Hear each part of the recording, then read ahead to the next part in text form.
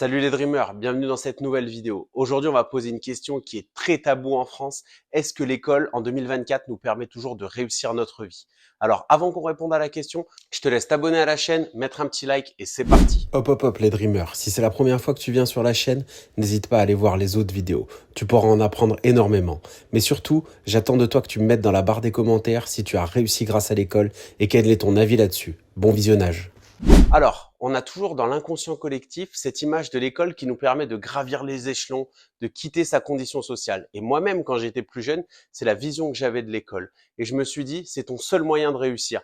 En effet, on ne peut pas tous être des Kylian Mbappé ou des stars de la chanson. Et donc, l'école restait le moyen le plus sûr de s'assurer un avenir, de faire des études, d'avoir un emploi stable. En tout cas, c'est la vision qu'avaient nos parents et c'est celle qu'ils ont essayé de nous transmettre. Et j'ai grandi avec cette vision-là de l'école. La vision que l'on pouvait se développer et devenir une personne meilleure grâce à l'instruction et à l'école. Mais la vraie question que l'on doit se poser, c'est est-ce que l'école nous prépare vraiment au monde réel, à la difficulté de cette jungle qui est le monde du travail ou de l'entrepreneuriat? Et ça, je vais vous répondre tout de suite, non. Impossible, car à l'école, qu'est-ce que l'on met en avant? On met en avant des élèves qui sont très bons de partout, voire moyens de partout. Quelle est la métrique la plus importante? La moyenne générale. Combien a-t-il de moyenne générale pour passer en classe supérieure? Et en fait, on est en train de créer des robots, des personnes qui sont assez correctes en histoire, en géographie, dans les matières techniques. Mais la réalité du monde du business et de l'entreprise, c'est que l'on souhaite avoir des spécialistes. Alors bien sûr, c'est très important de pouvoir parler français, d'écrire un mail sans faire de faute et d'être capable de compter, les basiques. Mais si on se base un petit peu plus sur le modèle anglo-saxon, on forme des spécialistes. Et aujourd'hui, c'est ce qui manque dans le business et dans le monde entrepreneurial français. Admettons qu'un élève soit très bon en économie, comme c'était mon cas, eh bien on va aller tout de suite regarder les points négatifs de son bulletin. Combien a-t-il en maths? Est-il bon en langue? Et ainsi de suite, on va le décourager cet élève. Alors que l'on tient peut-être potentiellement une personne qui a envie de devenir experte en économie. Pour ma part, j'ai toujours été moyen voire mauvais en mathématiques jusqu'à arriver en classe préparatoire. Et en prépa, j'ai eu un vrai déclic. Un déclic même sur la façon d'aborder cette matière et je me suis mis à l'aimer et à l'adorer et à comprendre que les mathématiques m'aidaient même au quotidien dans la réflexion. Et je suis passé du cancre en mathématiques à avoir 20 sur 20 à mon concours. Et tout ça grâce à un déclic scolaire qui est arrivé un peu tard. Mais si j'avais écouté mes professeurs, je n'aurais pas fait une classe préparatoire, je n'aurais pas intégré une école de commerce et j'aurais été vers un cursus plus court. Mais j'ai persisté et j'avais confiance en ma capacité à réussir ces études-là. Un autre problème qui est symptomatique du système éducatif français, c'est le niveau des élèves en langue étrangère. Les quelques voyages que j'ai pu réaliser à l'étranger m'ont totalement ouvert l'esprit là-dessus. Dès que j'arrivais quelque part et que je parlais en anglais ou en espagnol, que je disais que j'étais d'origine française, waouh, les gens étaient choqués. Comme si les Français ne savaient pas parler une autre langue que la leur. Mais en fait, le système éducatif ne nous apprend pas et ne met pas en valeur ces langues étrangères-là. Qui dit langue étrangère dit également culture étrangère. Et en France, je dirais que le système éducatif, notamment dans des matières comme l'histoire-géographie, est assez tourné vers l'histoire de France. Et pendant des années et des années, on apprend cette histoire-là qui est très riche et sur laquelle je ne crache pas du tout. Mais je pense qu'on y gagnerait et qu'on créerait des personnes sur le marché de l'emploi ou le marché du business beaucoup plus performantes si on leur avait appris l'histoire du business aux États-Unis, l'histoire du business en Angleterre, la révolution industrielle de manière un petit peu plus poussée et approfondie. Un autre point que je veux aborder, c'est le point des professeurs, car on est tous tombés sur un prof qui nous a subjugués et qui a animé quelque chose en nous, une vraie motivation.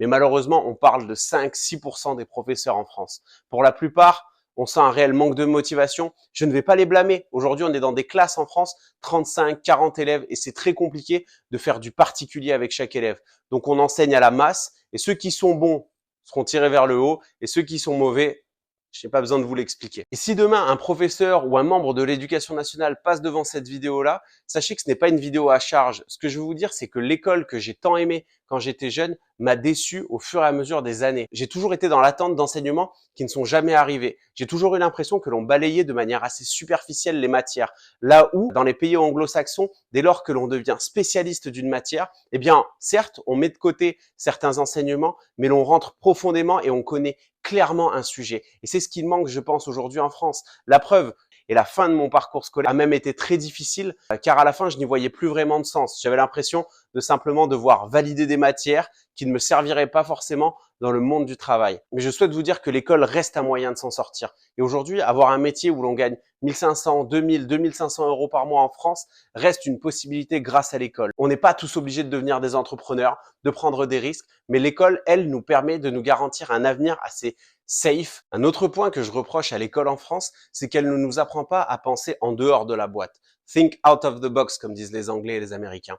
Elle nous apprend à être assez standard et on a tous les mêmes modes de réflexion. Aujourd'hui, j'ai l'impression que l'on essaye de créer des prototypes d'élèves qui seront très bons dans toutes les matières, mais une fois arrivés sur le marché du travail, et je peux vous en parler, la plupart de mes collègues qui sortent diplômés d'un master, qui sont de très très bonnes familles, manquent de sens et ne trouvent pas aujourd'hui de réelles raisons de travailler. Et là où à une certaine époque, ceux qui sortaient diplômés d'une grande école, comme c'est mon cas, allaient travailler directement au sein de grandes entreprises, de plus en plus de mes camarades prennent 1 année, 2 années pour faire le tour du monde, pour voyager, pour apprendre à se connaître. Mais je trouve que c'est un vrai problème. Pourquoi? C'est à l'école que l'on aurait dû apprendre à savoir ce qui nous plaît réellement, à tester des choses, à ne pas se sentir jugé constamment par des notes. Bien sûr, je suis commercial et la performance, ça me parle. Et déjà à l'école, j'avais envie d'avoir les meilleures notes.